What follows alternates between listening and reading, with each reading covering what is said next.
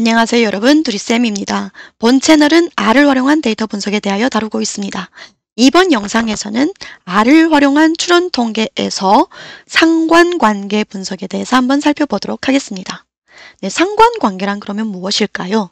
네, 상관관계란 두 연속형 변수 사이에 선형관계가 존재하는지 그 크기가 어느 정도인지를 파악하는 것이라고 보시면 되겠습니다. 이 상관관계라는 거는 마이너스 1과 1 사이의 소수인데요. 마이너스 1에 가까울수록 음의 선형관계, 그리고 플러스 1에 가까울수록 양의 선형관계가 존재한다라고 보시면 되겠습니다. 그리고 0에 가까울수록 선형관계는 존재하지 않는다라고 보시면 되겠는데요. 양의 선형관계? 음의 선형관계? 무슨 말이지? 라고 하실 수 있는데요. 간단하게 생각해보면 변수 두 개, 하나는 영어 실력석, 영어 성적이라고 얘기를 할 수 있고요. 또 다른 하나는 영어를 공부하는 시간이라고 볼게요. 시간과 성적은 모두 수치형 데이터입니다.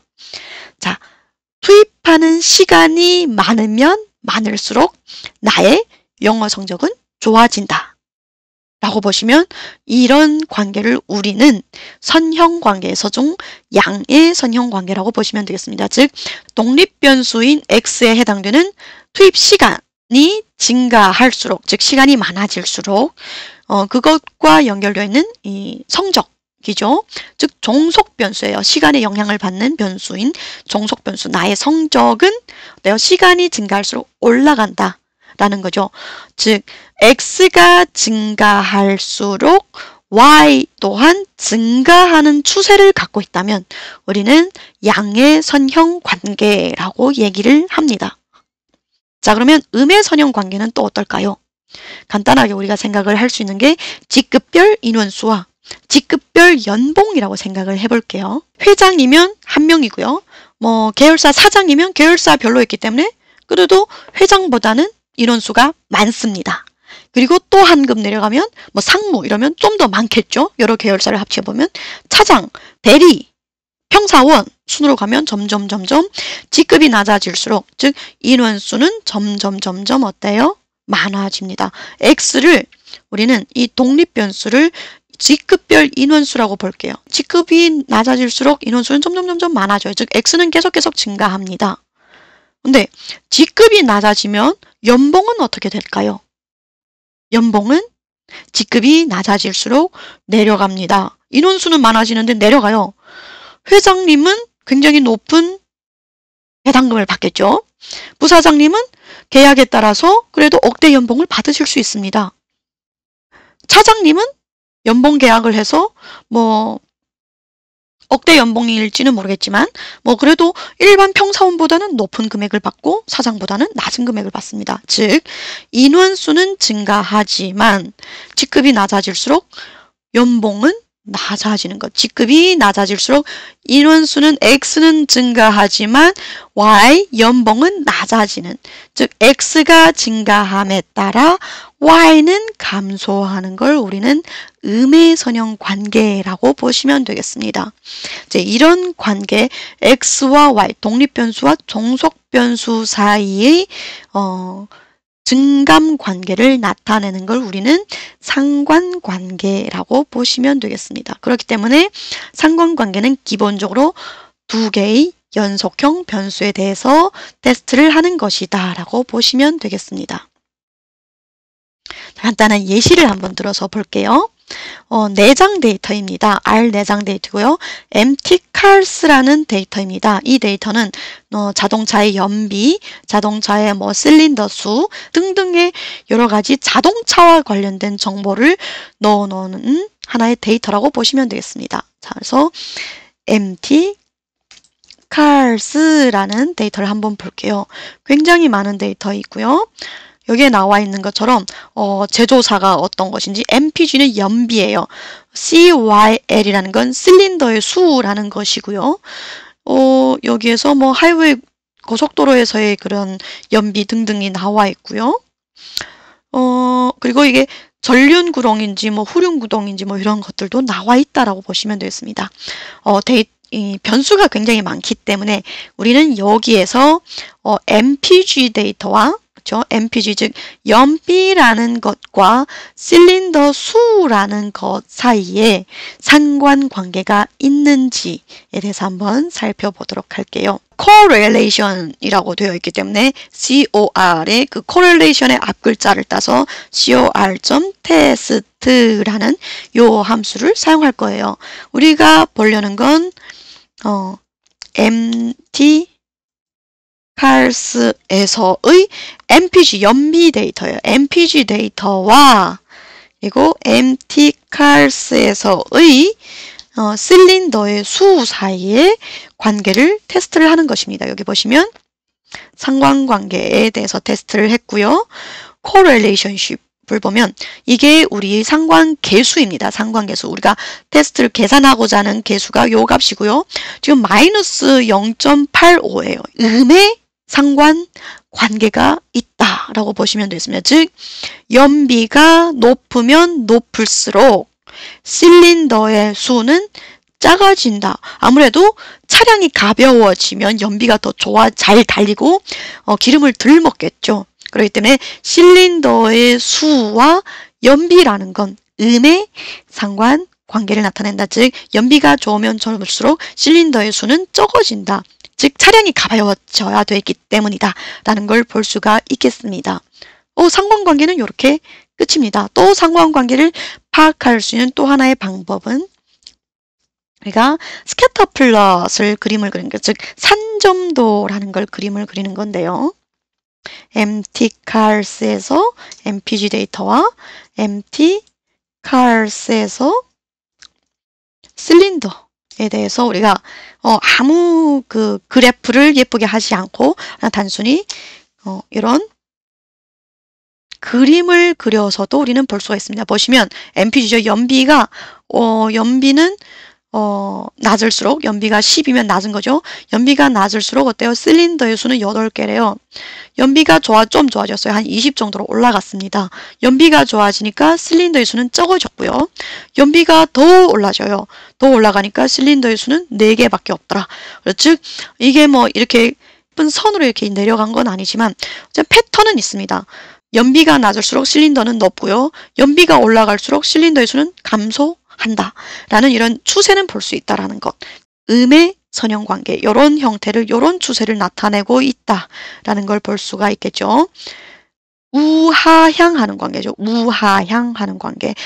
오른쪽으로 갈수록 점점 Y는 감소하는 추세를 나타낸다라는 걸 우리는 산점도 선형관계를 파악할 때는 첫 번째 상관관계 계수인 요 값을 통해서 확인하는 방법이 하나 있고요. 또 다른 하나는 산점도를 그려서 이렇게 어떠한 추세를 갖고 있는지를 파악하는 방법이 있습니다. 이렇게 나타낼 수 있고요. 또는 우리가 모든 이 MT 칼스 데이터에 대해서 상관관계 행렬을 한번 뽑아보고 싶어요. 그러니까 전체 차량에 관련된 데이터에서 correlationship을 다 뽑아보겠다라고 하면 S라고 하면 모든 상관관계에 대해서 상관관계 행렬을 제시를 합니다. 지금 이 표가 굉장히 지금 잘려서 나왔는데 왜 잘렸냐면 여기 보시는 바와 같이 소수점 아래 하나, 둘, 셋, 넷, 다 7자리까지 보여주는 거거든요. 너무 많은 소수점 아래 수까지는 실은 필요 없기 때문에 요거를 우리가 한번